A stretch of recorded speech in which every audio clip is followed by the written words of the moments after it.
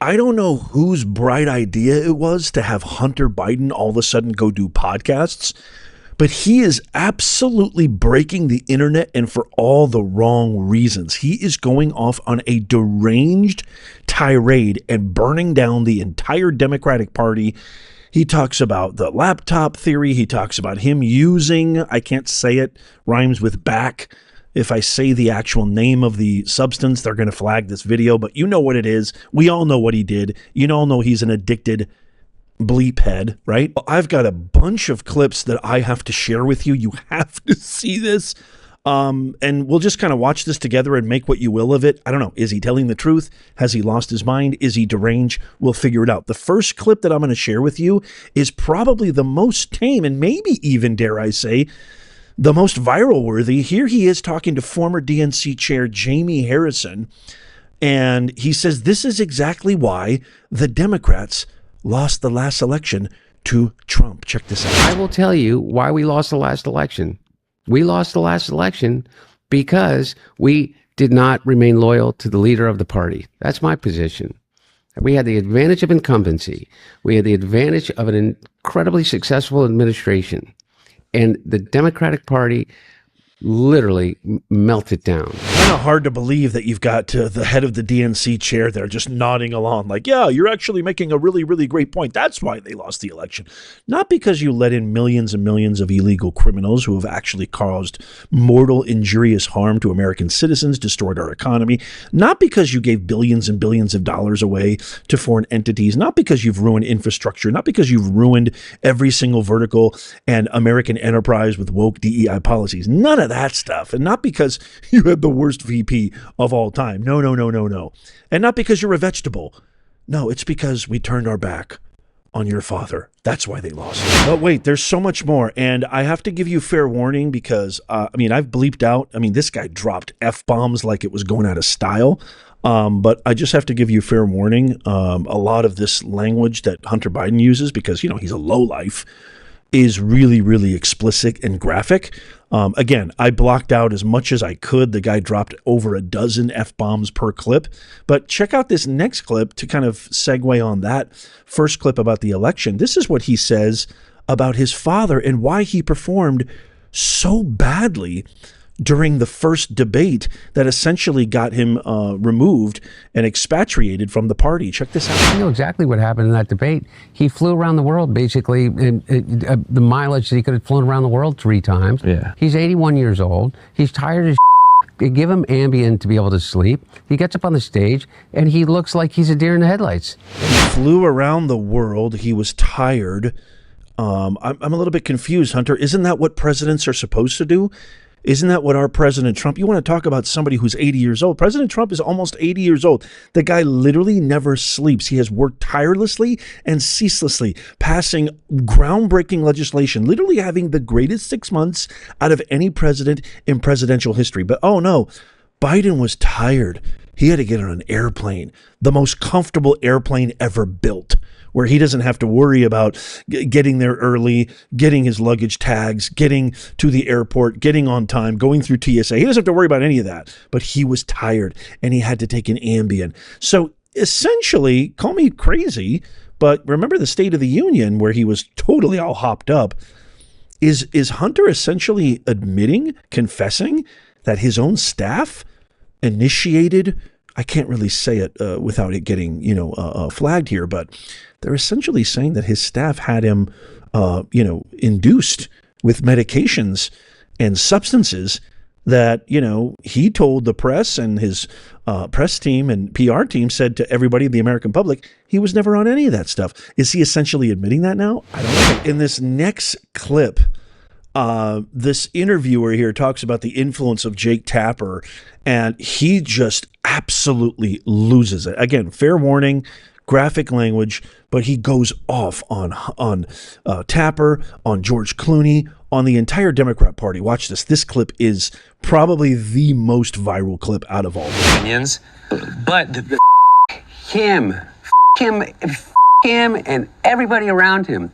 I don't have to be nice. Number one, I agree with Quentin Tarantino.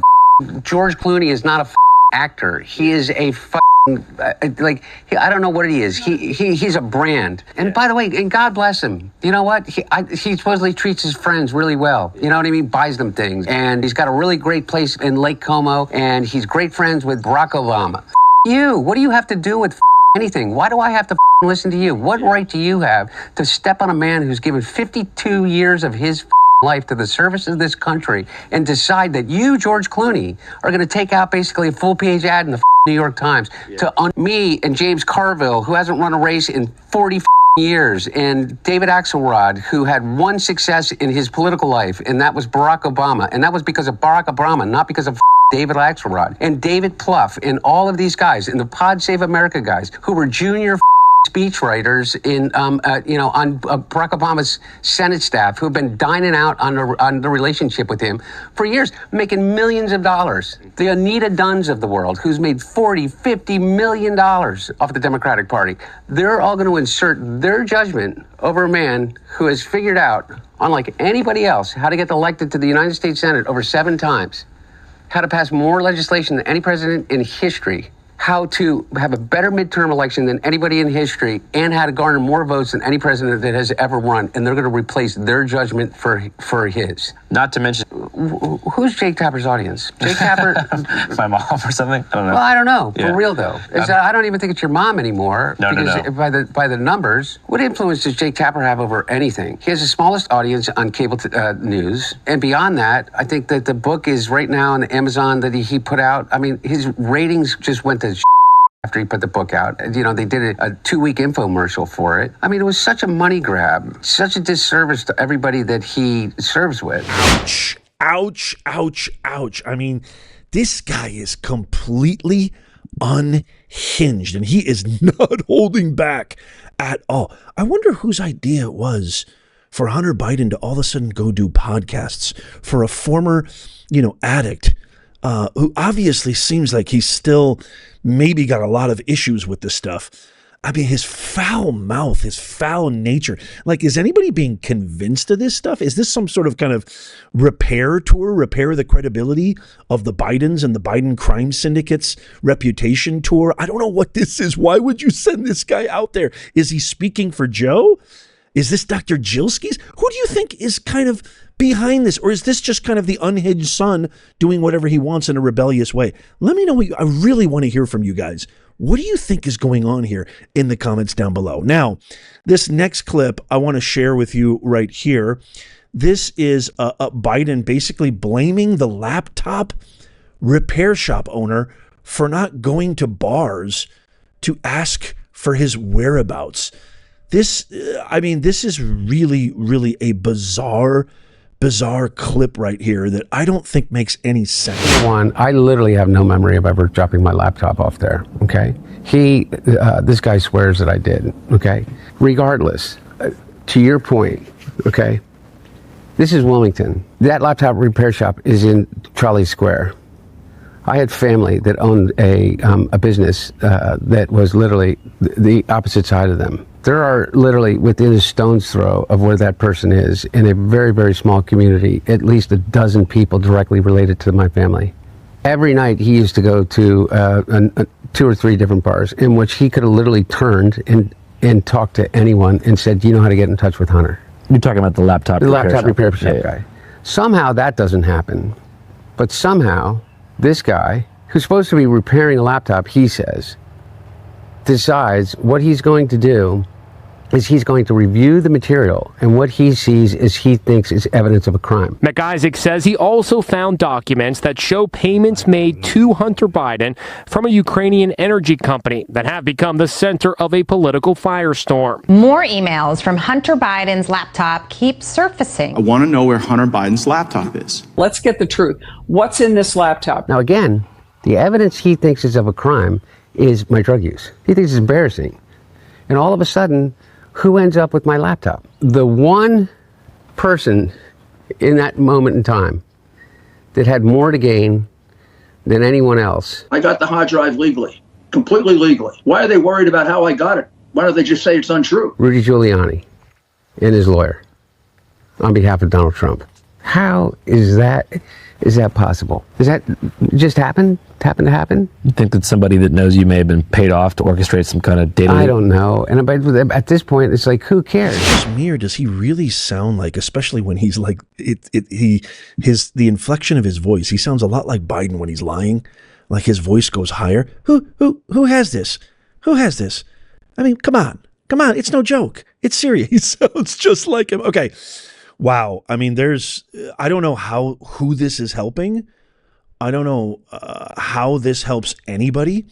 But here's the clip that really, to me, is damning of really everything. This is him, okay, essentially talking about immigration and how the Democrats are completely dropping the ball on this, and that he wants to go and get them back.